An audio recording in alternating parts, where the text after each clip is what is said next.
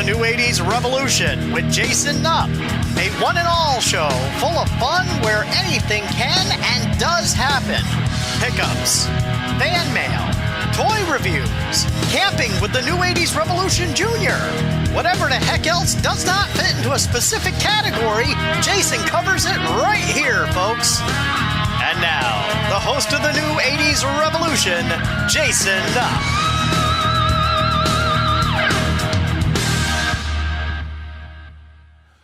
Hello everybody, it's Jason Nupp, it's New 80s Revolution, and we're down here in the cave for the continuation of the top 5 sub-series, the top 5 LJN figures that should have been made in the year ... right? ... And of course the ... means the years 1984 to the bonus year of 1990. That's right, we're going to hit them all. We're going to hit all those years. We did 1984. We did my 5 figures that I wish had been made in 1984. And numerical logic says we're going to do 1985 now. That's right, tonight, right here on the New 80s Revolution, it is the top 5 WWF LJN Wrestling Superstars figures that should have been made in the year 1985. 85, for me, as a wrestling fan, was the boom of the WWF. It, obviously the year of WrestleMania, the year that the LJNs were off and running, the year that everything with the WWF logo or brand on it was something I needed to have. Everything, okay? Bed sheets, notebooks, folders, pencils, whatever. Toilet paper, anything. Anything branded WWF had to be mine. And so it was really the best year for me in WWF wrestling. The beginning of the love affair with the LJNs was here in '85, and it was on. You know, I was 9 years old and ready to rock. So the top 5, the 5 figures that I think should have been made in 1985. We'll start with the same logic that we did last episode when we talked about the need for the champions to be made. Well, obviously Hulk Hogan has a figure, and in '85, Greg Valentine and Tito Santana swapped the Intercontinental Championship, and they both have figures. So that brings us to the tag team champions, and a tag team that was world title holders in some part of '85, early '85. Really is one of my favorite tag teams, which include one of my favorite wrestlers. One of my favorite wrestlers is Barry Windham. And the U.S. Express, Barry Windham and Mike Rotundo, are one of my favorite tag teams ever, of all time. I loved them, and I remember, obviously I started watching wrestling in '84.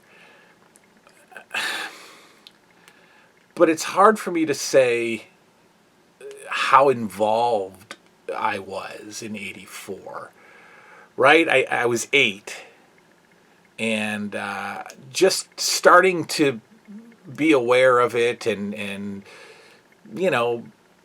what is this stuff, and this is pretty good, and I was definitely a fan, but '85 was blown up for me. And so I really, really remember some of my most vivid memories of watching WWF include the U.S. Express. They were the tag team champions at the time that I really got into it. Captain Lou had turned good and was their manager. And, I just, I remember the the dastardly title loss to the Sheik and Volkov when Freddie Blassie, was it Freddie Blassie? Johnny V. Somebody put I think it was Johnny V. I think it was so I think it was the tag team title loss to the Dream Team. That's right. The tag team title loss to the Dream Team. The Johnny V, put his cigar out in the eye of Barry Windham to cost the U.S. Express the tag titles. And so I have always, even before I thought of doing this, top 5 series, I have always wished that we had gotten at least a Barry Windham LJN. But of course, Barry Windham in the WWF at this particular time was not a standalone wrestler. So he would not have gotten a singles figure. So I absolutely wish that we had gotten a U.S. Express, Mike Rotundo and Barry Windham tag team set. I was not as big a fan of Mike Rotundo, certainly not as a singles wrestler. He bored me to tears when he left. So after Barry Windham left the WWF this is like late '85, to head to Florida and then the NWA, the new Dream Team, or the new U.S. Express, was, Barry Windham was replaced by Danny Spivey. And that was horrible. So Mike Rotundo and Danny Spivey were teaming up to zero success. And then Mike Rotundo went to Florida and then rejoined Barry Windham. And on one of the AWA, Wrestle Rock, I think Wrestle Rock 86 or maybe Wrestle Rock 85, Barry Windham and Mike Rotundo team up again. And I'm probably getting this wrong, but I think they took on the Fabulous Ones, Steve Keirn and Stan Lane. I'm not sure. I didn't do the research, but anyway, they rejoined in Florida. And then Mike Rotundo eventually showed up in the NWA to become the most boring wrestler of all time and the sweatiest wrestler of all time. Go back and watch some Mike Rotundo NWA stuff. He's a sweater. And then became IRS, and I was totally done with wrestling by that point. But anyway, long-winded discussion. Barry Windham and Mike Rotundo, the U.S. Express, we needed them as LJN figures. Just like we did with episode 1, keeping in the tag team theme, this tag team was, again, constantly on WWF television as a tag team and as singles. And they had success as a tag team in the late 70s. In fact, they are former world tag team champions, also managed by Captain Lou. Multiple different combinations of these fellas, but the two that I remember the most, Moondog Spot and Moondog Rex. And I loved the Moondogs. And honestly, I saw less of them as a tag team and more of them as single jobbers. Moondog Spot was always on TV and always jobbing, but what a great look. The Moondogs would have made fantastic, big, bulky, colorful LJN figures, with the bone. I don't know. I don't even know. They might not have even given him the bone accessory. I mean, LJN was not, it wasn't like today's figures where, you get tons of accessories. So we might not have even gotten the bone. But I just love the Moondogs, with the cutoff jeans, the rope belt, and, the burliness, the bulkiness, the big hair, the big beards. They would have made great figures. Barrel-chested. Those would have been great figures. And I would have loved them. And again, there's decent customs. I've seen decent customs of the Moondogs. I have not seen decent customs of Barry Windham and Mike Rotundo. Those are usually you just get Don Morocco's head is Mike Rotundo, and that's something that I did as a kid. I wouldn't want to do it I wouldn't want to pay money for it as an adult. But I've seen good Moondog customs. I would have loved them. That would have been a great tag team.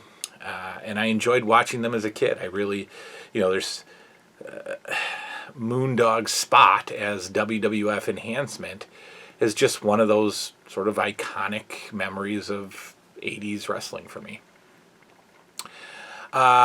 In fact, I think one of the Moondogs took on Hogan on a rare Saturday morning TV show main event, or feature match, as they would say. All right, so the U.S. Express, the Moondogs, we're done with the tag teams. This fella, I did not enjoy at all as a wrestler, as anything. I didn't like him. I'm watching him a lot in '84 right now. He was with the WWF for quite a while, definitely in the '70s. Changed his look up a little bit. At one point, he was kind of this beer belly, roly-poly kind of fella, and then just went on this massive transformation and became this, shredded, I'm sure steroid-enhanced bodybuilder, but always very small, like 5 foot something, like really small, and I just never liked him. But I think he probably could have had a figure. I think in '85, late '84, early '85, he got into a pretty decent feud with Jesse Ventura. When they did the dreaded arm wrestling challenge, which is just like always a stall, like this this stall fest. And then never in the history has anybody actually completed an arm wrestling match on wrestling, without the table being tipped over and thrown over on the guy and the bad guy cheats. But that's why I included him in this, because of the feud with Jesse Ventura. I don't even know if they actually had matches, at that point. Ventura had like the smallest wrestling run. But I'm talking about Ivan Putski, the Polish Power. I think he should have gotten a figure. I think Polish Power, Ivan Putski, should have had a figure in 1985, even if I didn't like him. Next up, this guy probably could have gotten a figure in '84. Definitely could have gotten a figure in '83. And in '85, he was still hanging out. And went until '87, pretty solid.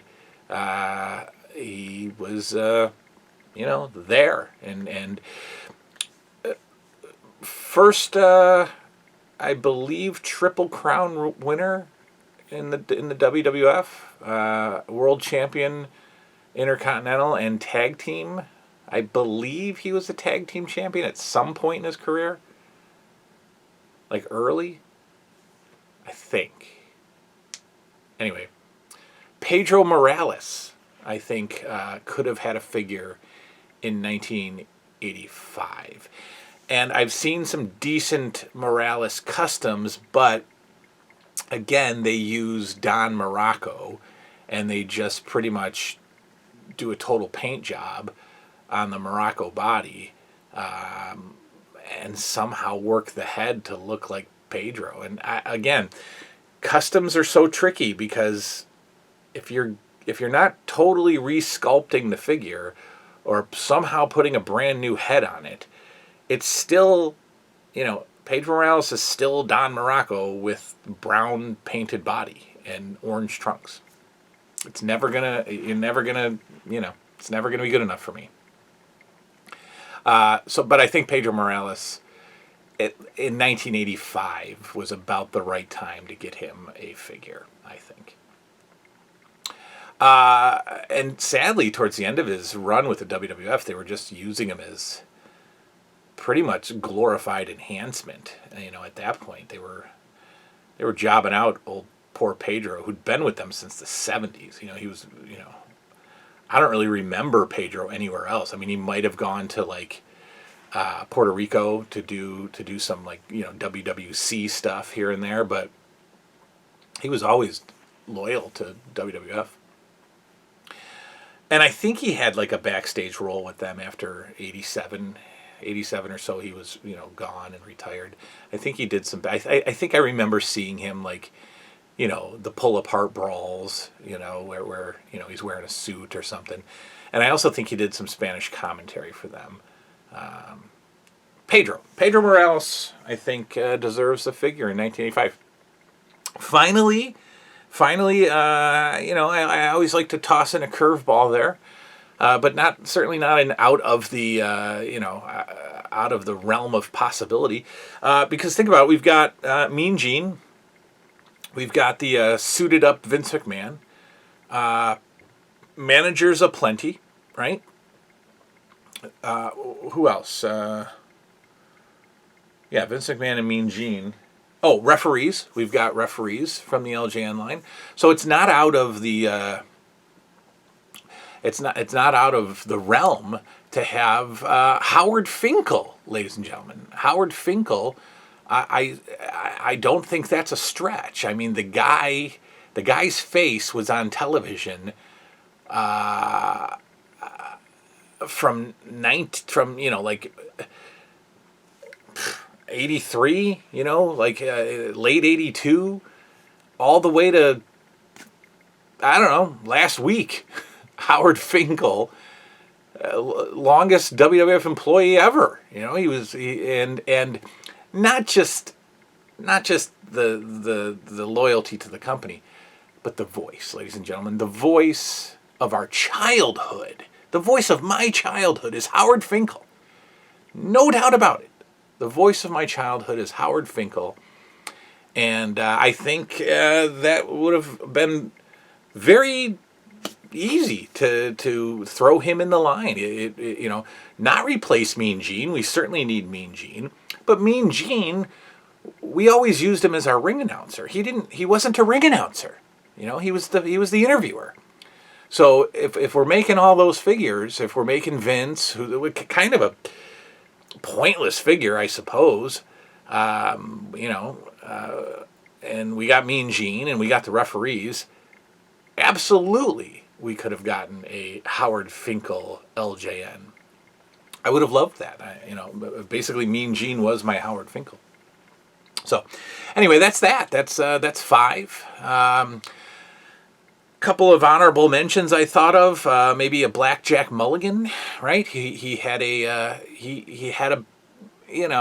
little time in the WWF in 85, came back as a machine under a mask in 86, and then came back as like good guy Blackjack Mulligan in 87 with the red, the red shirt, the red long sleeve shirt that he wrestled in. But Blackjack Mulligan, I think, maybe in 85. I didn't want to include like Moolah and Wendy Richter because I didn't want to go down the girl figure road, because then you gotta produce at least 4 or 5 female figures to have matches. So Mr. T was a possibility, but no, not really. I don't think so. I'm happy with my 5. Those are my 5 for 1985. The U.S. Express, the Moondogs, Ivan Putski, Pedro Morales, and Howard Finkel. Now, that was a terrible Howard Finkel. Anyway, that's that. We'll be back with 86, at some point. Good night now.